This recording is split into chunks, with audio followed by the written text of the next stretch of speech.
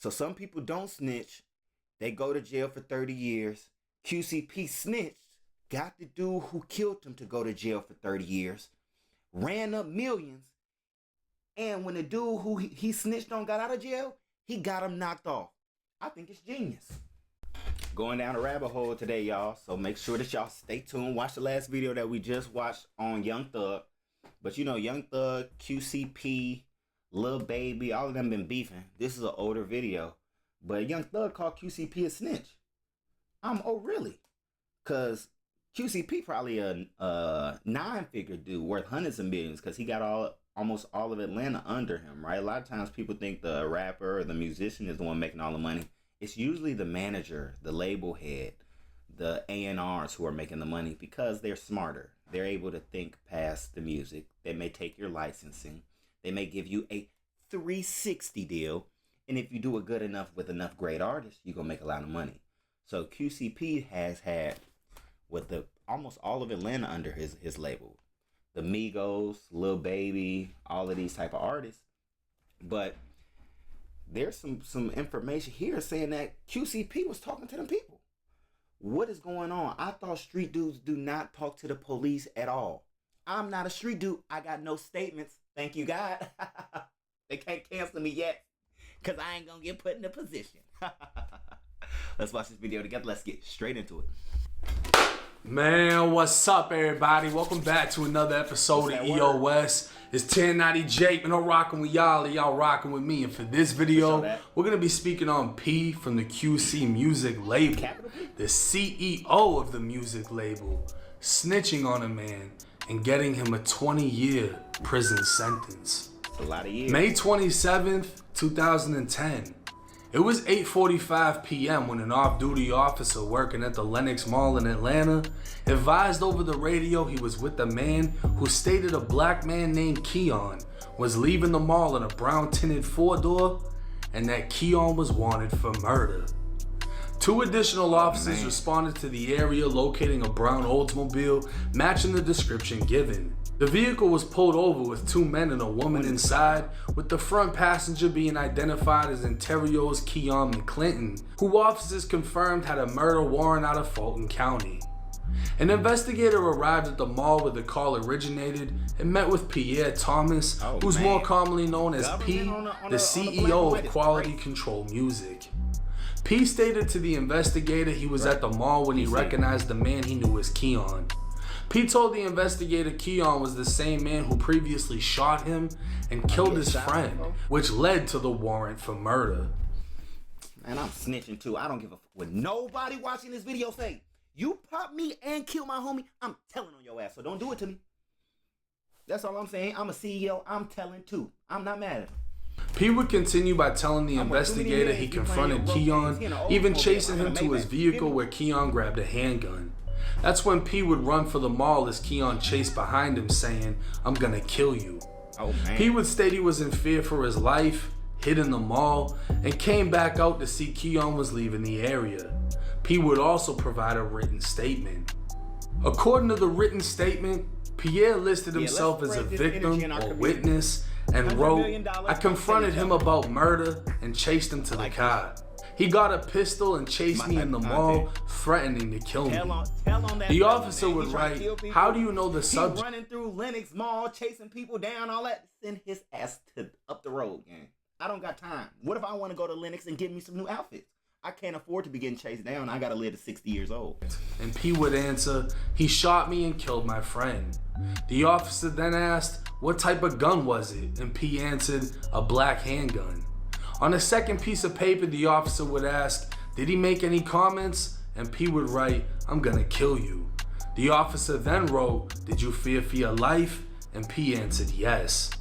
Pierre Thomas would sign both pieces of paper along with the witnessing officer who received the statement. Keon would be read his Miranda rights before saying he was at the mall when a man with the red hat approached him, repeatedly asking if he knew him and saying he knew who he was. Keon said the man's friends began to surround him when he took off running to the car. Reaching the car, he pointed his finger at the man with the hat who was now leaving the scene. Keon denied having a firearm or pointing one at anyone. The vehicle would be impounded and no weapon would be recovered, but Keon would be charged with aggravated assault anyways and taken to jail to also face the murder warrant. 8 days later, Keon would be indicted on charges of aggravated assault and possession of a firearm during the commission of a felony for allegedly pointing a handgun and threatening Pierre Thomas. See, folks be Instagram posting when they catch. I'll make an Instagram post about me sending his ass up the road. Come try me if you want to. You're getting 30 years. Oh, bro. Within the witness list, P would be the only civilian listed, and his statement would be the only evidence against Keon. Incarcerated for roughly 3 months, Keon would be indicted on 7 new charges. The state would allege that on December 8th, 2009, Pierre Thomas, or P, went over to an apartment complex belonging to Karan Dennis.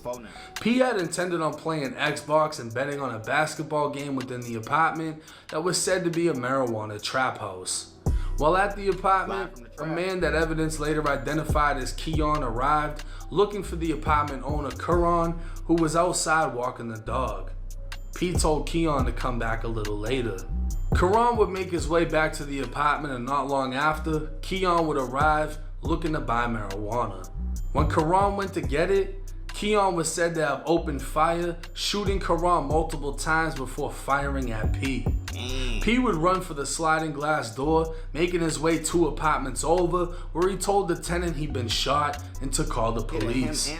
Karan would die from his injuries, and investigators would determine it to be a murder robbery. Through the course of the investigation, police interviewed P, the surviving victim. P provided them with a description stating the suspect was approximately 6 feet tall, 200 pounds with a mohawk, and a possible tattoo on his face.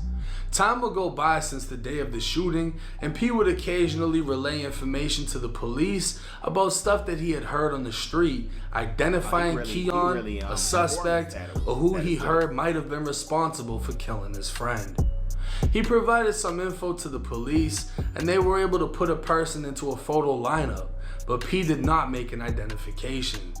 A few more months went by, and P provided information to the police that he had heard that the suspect goes by the name Stunner, and he'd previously been shot in a club.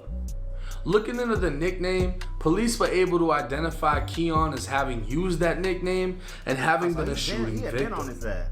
5 months had now passed since P had been shot, and with the new photo lineup presented, P was able to positively identify Keon, or Stunner, as the man who shot him and killed his friend. Police believed it was apparent P had seen a photograph of Stunner prior to viewing the lineup. Because of the positive identification, the warrant for murder went out, and 3 weeks after, P would confront Stunner in the mall before running for his life. Oh, I see. Stunner would write a letter to the judge and call out P for his lies that led to his incarceration. 6 months. He'd introduce himself and say, "I have been incarcerated for approximately 6 months under false pretenses." The accusee, Mr. Pierre Thomas, has made false accusations such as claiming that I shot at him and supposedly killed his friend. Fearing that I would retaliate and seek vengeance for him shooting me 4 times on April 30th of 2010, Pierre Thomas went down to the police department and took a warrant out on me. So in a surprising turn of events, Stunner was now claiming P previously shot him, or knows who shot him, and because P thought Stunner was gonna retaliate, P went to the police and snitched on Stunner. March 16th, 2012. Stunner would be re-indicted, now facing a total of 10 charges, including murder, 2 felony murders, and 2 aggravated assaults. All charges would stem from the 2 incidents involving P, the initial shooting at the apartment, and the mall confrontation. 4 days later, Stunner would be ready to face sentencing. According to the guilty plea transcripts, a then 30-year-old Stunner stood in front of a judge as she explained he was charged with 10 counts, but the state had agreed to dismiss 6 of them. He'd pled guilty to aggravated assault with a deadly weapon, aggravated assault, possession of a firearm during the commission of a felony, and possession of a firearm by a convicted felon. The state would go over the 2 cases and 2 witnesses, Karan Dennis and Pierre Thomas. The judge would receive the details of the shooting, the cooperation of Pierre Thomas, and how Stunner was able to be identified solely by Pierre Thomas's voluntary cooperation by steadily supplying investigators with tips as the months progressed.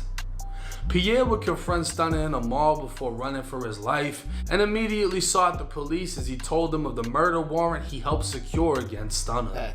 This arrest would place new charges on Stunner where yet again, Pierre Thomas was the only witness and his statement was the main piece of evidence linking Stunner to any crime. Pierre would be notified by the prosecutors of the negotiations that had been agreed to, and Stunner would be sentenced to 20 years in state prison with 10 to serve and the remainder to be served on probation. Only a year after Stunner's sentencing, Pierre Thomas, who we all now know as P, would co-found Quality Control Music, becoming the CEO of one of Atlanta's rising music labels. With the superstar roster like the Migos, Lil Yachty, Lil Baby, and many more, P's power, wealth, and fame would also be on the rise, with only those close to the city knowing what took place before his career took off. Given credit for the 2 years spent in jail, it wouldn't be until May of 2019 when Stunner was approved for parole.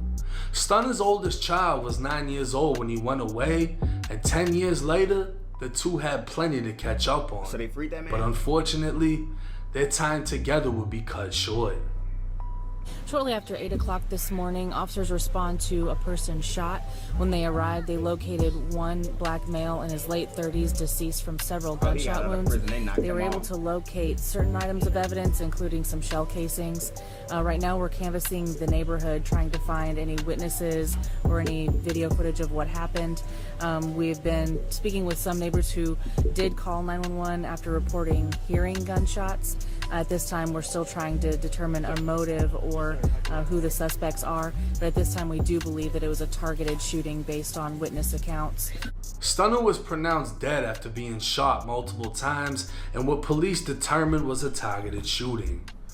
So he went into prison and he was shooting he shot some dudes in the trap. He was broke. Imagine you get out of jail, the dude you shot is the richest dude in your section. Of course you get knocked off. It was nowhere he could run and hide. After 10, 15 years, got knocked off immediately. Last court document in this case would be a petition to terminate probation, with the reason being his death certificate. Wow. Stunner only lasted 7 months in the free world. And with the details of this case being publicly available for over a decade, it's hard to imagine why now in 2023, it's making its way around the internet as if nobody knew. And after this video, there will be little to no room for debate, as we all can now see P snitched on Stunner. Wow, that's crazy. So QCP snitched, and so one dude, so some people don't snitch, they go to jail for 30 years. QCP snitched, got the dude who killed him to go to jail for 30 years, ran up millions. And when the dude who he snitched on got out of jail, he got him knocked off. I think it's genius. You know what I think? You know what I think that you should do? You know what I think we should learn from this? We should learn that get the rappers, right? Be a manager. Sign the rappers on terrible deals. I'm talking could have been records deals. Set them up for failure. If they make it out the trenches, that's all right. I'll give them tens and thousands of dollars, maybe hundreds of thousands if you like that. He can't snitch. He got to stay true to the streets. He got to be willing to die. He got to be willing to fulfill my life insurance policy for if he die. But me, I'm the CEO. I'm the boss. I gave you the money. I'm allowed to snitch. I'm allowed to tell. And I'm allowed to put that bag on your head. Thank you. I needed this information. We would have never known this if we didn't watch this video together. So it's okay. We could change the environment. We are now allowed to run up millions and snitch. It's okay. It's okay. It is okay. Just run up that money. So I appreciate y'all for watching that video with your boy MasoMoney. Now that we homies, now that we're family, make sure that y'all like, comment, and subscribe. And I'll see y'all in the next video. I'm out.